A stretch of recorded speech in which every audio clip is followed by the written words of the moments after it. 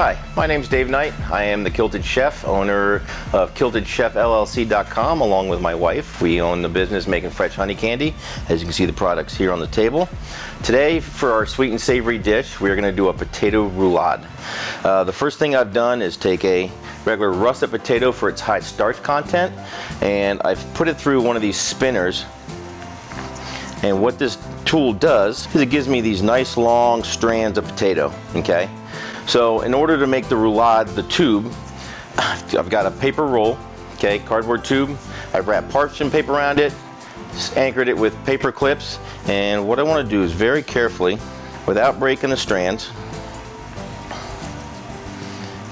just gently wrap them back and forth around.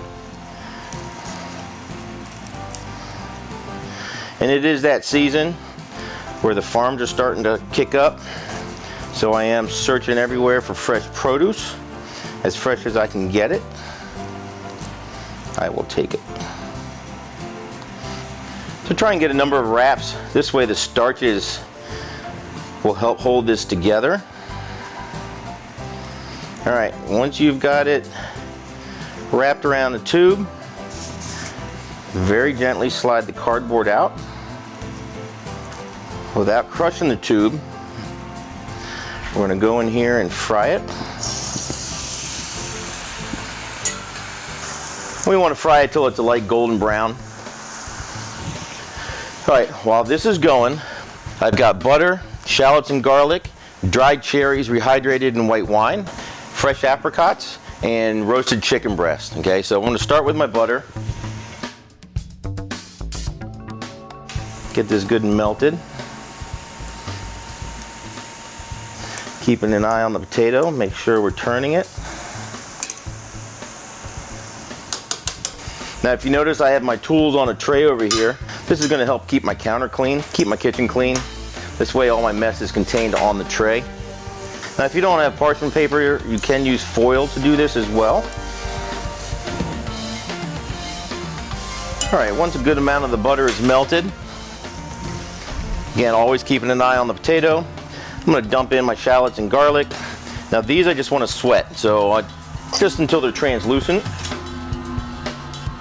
I don't want to really get any color on them. I just kind of want to bring out the flavor. Taking what I have learned over the past 30 years, I have perfected this 200-year-old traditional honeycomb candy recipe, which led to blending of sweet, savory, and spicy flavors with raw honey. The generations of our past used this process to preserve the honey throughout the winter months, much as they processed and stored fruits, vegetables, and other fresh foods. The result is a light, crispy, and flavorful candy. Our Kilted Chef LLC storefront currently offers 20 flavors of the honeycomb candy. The original is on display today. We recently launched our honeycomb candy sweetened tea line, featuring locally sourced and specially blended loose leaf tea from the Tea Spot in Colorado. We currently offer 4 flavors to choose from. Each box contains 6 pre-measured single-use tea bags combined with our honeycomb candy dust for an instant sweetener. I have the Earl Grey and Yerba Mate blends on display today. So visit KiltedChefLLC.com and place your order today. We currently offer shipping in the U.S.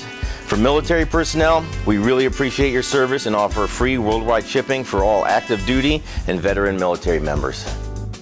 All right, so the potato roulade is done frying. I've pulled it out of the fryer. I've got a nice light golden. It's crisp. It's going to hold its shape. Everything's held together. Sweated my shallots and my garlic in butter.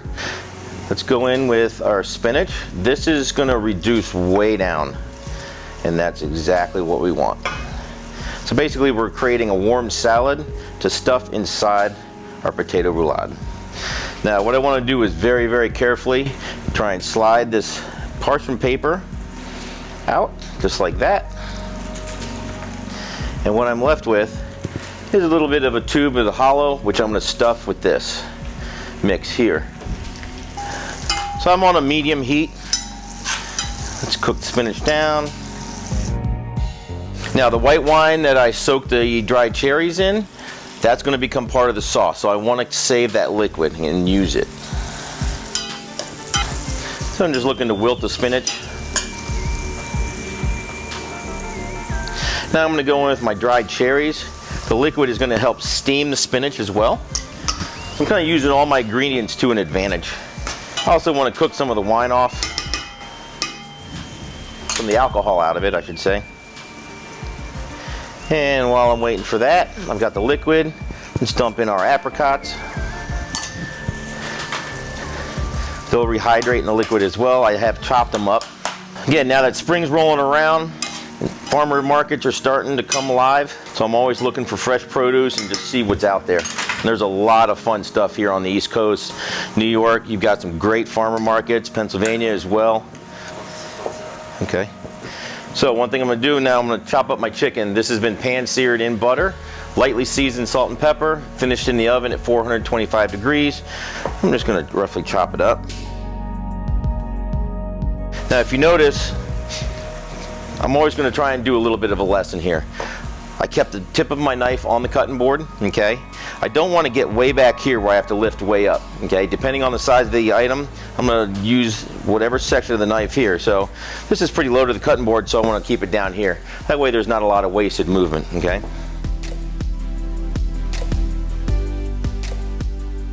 Again, blade always facing away from me.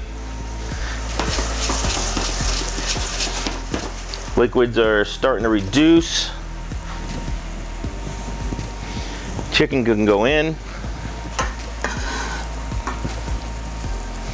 Now if you start with raw chicken in the pan, that is fine. Just make sure you start with the chicken first, okay? That way it's completely cooked all the way through. You're not adding raw chicken to already cooked product, okay? Got some really wonderful aromas coming from the apricots and the cherries. Garlic, all mixed together. All right, for this next part, when I go to take this out of here, I want to make sure I get rid of as much liquid as possible, okay? Otherwise, it's just going to bleed all over the plate. Check it out, reduce the liquids a little more. It's almost gone. Now, very, very carefully, hold this up on end.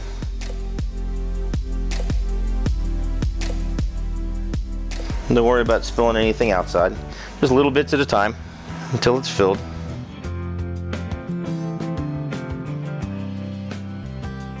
Okay.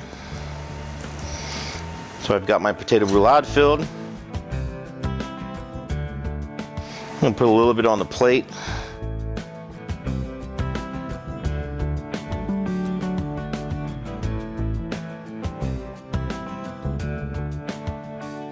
And there's your finished dish. A nice crispy potato roulade, nice creamy spinach filling with fresh chicken, apricots, dried cherries, garlics, and shallots, okay?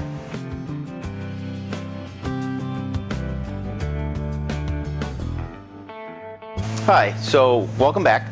For this recipe, we're going to make a lemon pink peppercorn goat cheese pop for a fun little appetizer. This kind of is a play on cake pops, but without the cake. We're going to use goat cheese. The goat cheese I have here today is actually a Haystack Mountain goat cheese from Colorado. It started lady raising a few goats, making really good goat cheese, and it ended up just kind of blowing up on her. Now she works with the prison systems, and some of the inmates help her raise the goats to make the cheese. So it kind of worked out for everybody. But really good quality stuff. Again, spring's coming around, farmer markets are opening, look for that fresh produce. That's what we want to go for. So I've got some goat cheese here, and again, you can flavor this as strong or as light as you want, okay? The chocolate I'm using here, these are just melting coins. I'm not gonna try and temper chocolate and all that, and so I'm avoiding the streaks. This is easy, kind of fire and forget. Bring a pot of water to a boil, put your chocolate in the bowl, put it on top, off the heat, and just let it melt, okay? And it does a really good job. So again, just keep it easy. So I've got lemon, I've got lollipop sticks, I've got some pink peppercorns. Pink peppercorns are actually not considered a true peppercorn, like a black peppercorn would be. But because they look like a peppercorn, they are lumped in that family of peppercorns. They do have a very floral flavor to them, not that peppery bite you would associate with a regular peppercorn. And then I've got some sea salt here. You can use Himalayan pink salt, works really nice. Any kind of finishing salt. You don't want to use just regular like iodized or table salt, okay? So the first thing we're going to do is take a lemon. Got this handy little zester here. And we're just going to peel off some zest until we're happy with the amount. Get it nice and lemony fresh. Pink peppercorns. And that's how easy this recipe is. Now I'm just going to use the back of a spoon, mash it up, and kind of soften it, make it pliable. Work the ingredients into it. I'm also using the back of the spoon to mash the peppercorns, kind of break them up, work them throughout. Now once we coat these in chocolate, it's going to add a really nice rich complement to the goat cheese and the lemon zest with the rich chocolate flavor, okay? So once I've got it all well incorporated as such, just take a little piece off. Now if you have a little tiny scoop, that even works better. Keep your portions well even. And you want to form just a nice little ball like so.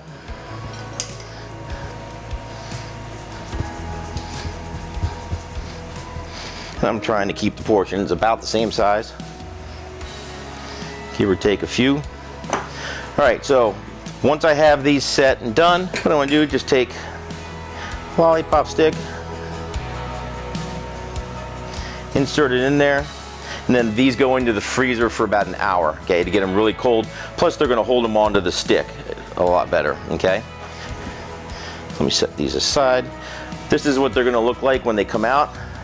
Goat cheese is a lot firmer, okay? And then from here, just dip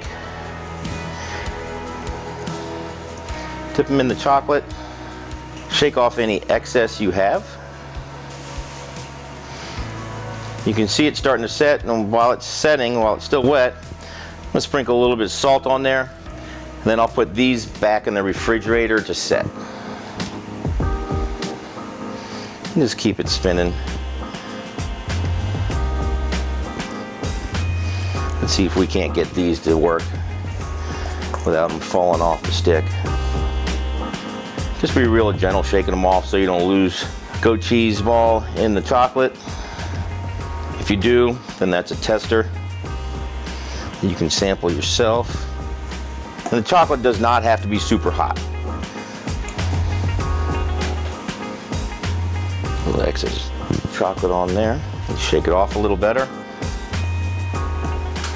Again, these work better when they're frozen or have been in the freezer for at least an hour. And there you have it. Lemon pink peppercorn goat cheese pops with finishing salt.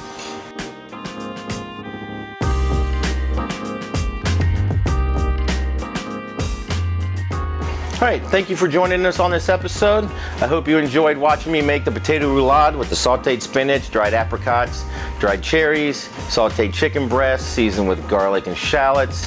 That was our first dish, and then of course the lemon pink peppercorn goat cheese pops dipped in dark chocolate with a finishing salt. For next week, we're going to be making a smoked oyster with a blue cheese pearl white chocolate beurre blanc sauce. If you like what you've seen, you can follow me on KiltedChefLLC.com.